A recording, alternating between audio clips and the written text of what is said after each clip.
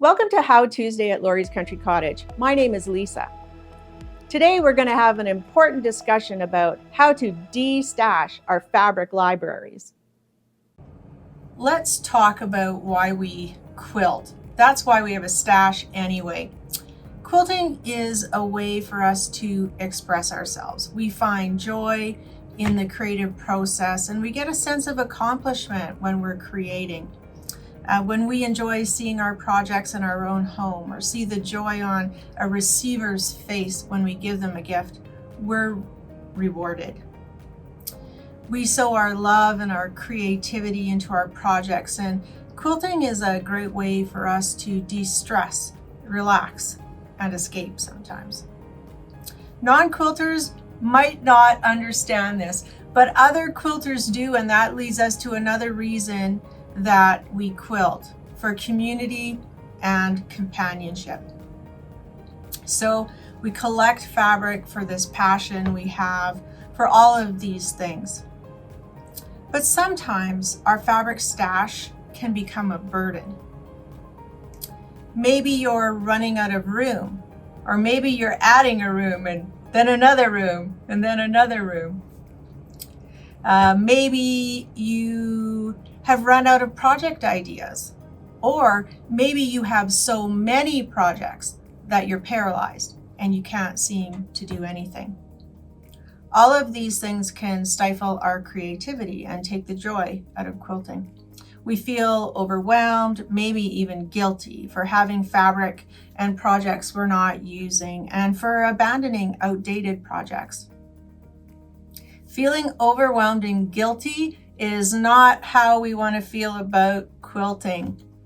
So, how do we confidently decide what can stay and what needs to go?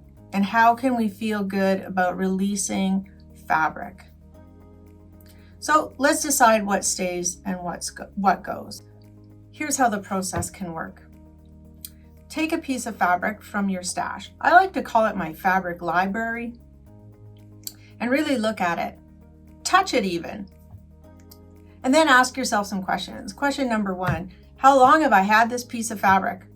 Now, that sometimes doesn't really matter. Some fabric, believe it or not, is never meant to be cut up. I pulled a couple pieces of fabric from my stash. When I asked, how long have you had this fabric, Lisa? I've had this fabric about 30 years. Because I love Disney and I love Minnie Mouse, and I hope someday to have a granddaughter. And so there's no way in heck I'm letting go of Minnie Mouse fabric. So sometimes how long you've had a piece of fabric really doesn't matter, but sometimes it does. When you look at the fabric, do you still love it? If you do, why haven't you used it? Do you just need to find the right project? Do you just need to take the time to find the right project for that fabric? If you bought it for a project, do you still want to do the project? Or is it no longer appealing to you? If you don't think you're going to make that project, can you use the fabric for something else? Often we still love the fabric, but the project has become outdated, or we don't really want to make it anymore. Use the fabric for something else. Now, there are some great things you can use outdated fabrics for. Fabric that you bought for one purpose, still like the fabric, but not really the end project. You can make shopping bags and tote bags. That fabric is great for lining for bags. And rugs are a great way to use up fabrics you no longer feel like you're going to put in a quilt or a project. Often we still like the color of the fabric. It's just the print that's become outdated. And when you put it into rugs, you get to enjoy the color of the fabric, but often you don't see the prints. If you bought a fabric for a project and the project is nice, but you don't really want that quilt or that project, consider just sewing it up and donating it to a charity. You get the joy of creating and the joy of giving something to somebody else. All right, so you've looked at the fabric and you think, I don't love it anymore, and I am never going to use it. Let it go. Pull it out and put it on a pile. If you look at a piece of fabric and it makes you feel guilty, that's not inspiring. It's time to let it go. Pull it out and put it on a pile. These fabrics no longer serve a purpose. And if your concern is money, the money's gone already. The money has been spent. It's time to release those fabrics. Fabric represents possibilities, and sometimes we feel like we've let the fabric down. You had potential, but I didn't do anything with it. So let's find someone who's going to use the potential of that fabric. And that leads us to the next step. What are we going to do with this pile of fabric that we no longer think we'll create with? Decluttering and releasing fabric is different from discarding and wasting fabric. That's not what we're going to do. One of my favorite things to do with fabrics that I'm ready to let go of is to donate it to a new quilter or crafter. Often new quilters don't have a stash, and the only way to learn is to do. And sometimes they may not want to practice on their good fabric. So give them some practice fabric. They can make mistakes and not feel bad about it. The most common thing people do with their fabric they are ready to release is donate it to charity.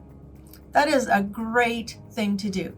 Laurie's Country Cottage has Victoria's quilts in the store once a month. This is a charity that makes quilts for people with cancer. You can hook up with it's edmgrandmothers.org. This is a group of grandmothers who collect fabric in support of African grandmothers of orphan children who have been left orphaned by HIV and AIDS. There are other quilt shops in the city that have charities that work with them. One of them is Zebra's Child Protection Services. This charity makes quilts, donates it to Zebra, and they have raffles and raise money for their worthwhile charity. Win House is another group. This is a charity for women and children who are escaping violence. The quilts are actually given to the residents of Win House. You can make comfort quilts for seniors' homes and nursing homes. Quilt guilds often do charity sewing. Days for Girls is a great charity. People sew feminine hygiene products for girls all over the world, and they provide awareness and products around that topic. Quilts of Valor is a great charity. They provide quilts for Canadian Armed Force members from the past and the present. Before donating your fabric or a quilt to a charity, make sure you contact that charity to find out if there are any stipulations for donations. Often charities will have rules around what kind of fabric or what size of quilts that they take as donation. And if you could not be bothered with any of that, take your fabric to a thrift store. I guarantee you will be making someone happy. Someone will walk into that store and think, holy macaroni, today is my day. Look at this great fabric at thrift shop prices. Now, this process works for kits and projects too. If you have a kit or a project that you will never do, how about taking it apart and using the fabric separately? You can also donate full kits and projects to charities. I pulled out one of my projects that I look at all the time. This is old. This is really old. This is the floral chain quilt. Still love the quilt. I even kind of like the fabrics, but I'm not really sure if I'm ever going to sew this quilt. So I could take it apart. I have some planes that'll just go for everyday projects. These little prints are really cute. I'm a bag maker, so I can see purposes for those.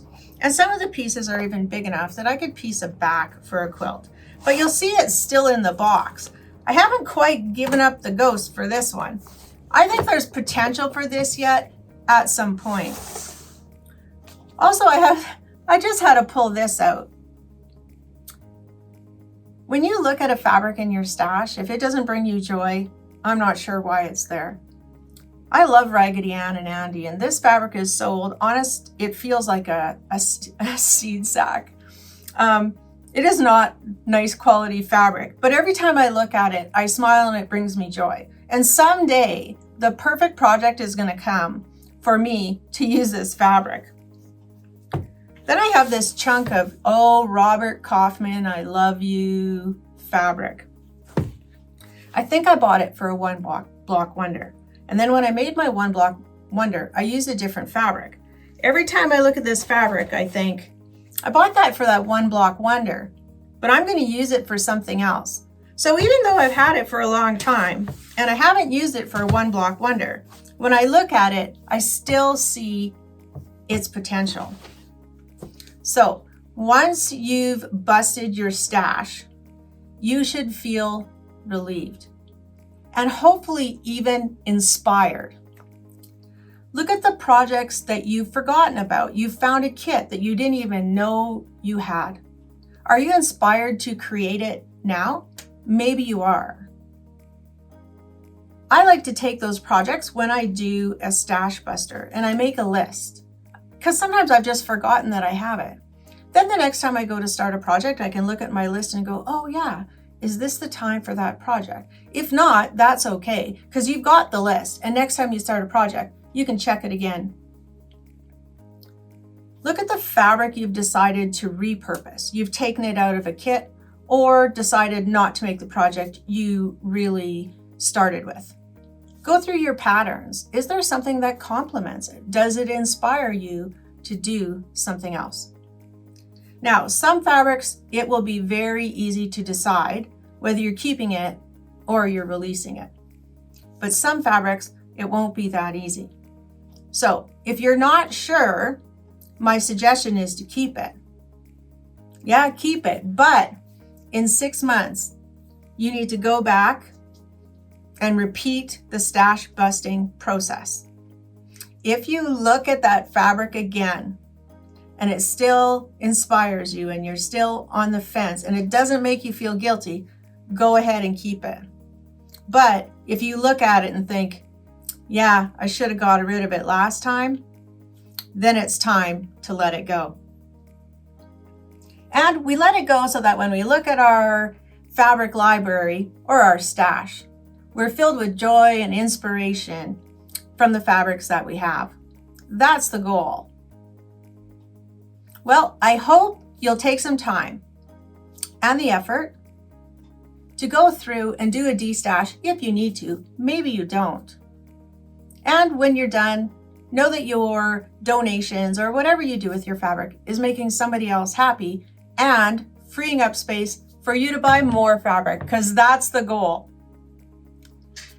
Thanks a lot for joining me. I hope you've learned something, and I hope you'll take the time to really go and look through your fabrics, create some space for new inspiration. Thanks for joining me for today's how-to. I hope I gave you some useful information, tips and tricks for going through your fabric library or your stash and choosing which fabrics to keep and which ones to release, and then what to do when you're ready to let go of them. Thanks for joining me for How Tuesday. Don't forget to click the subscribe button below and ring that bell to get notifications when we post more informative how-to videos.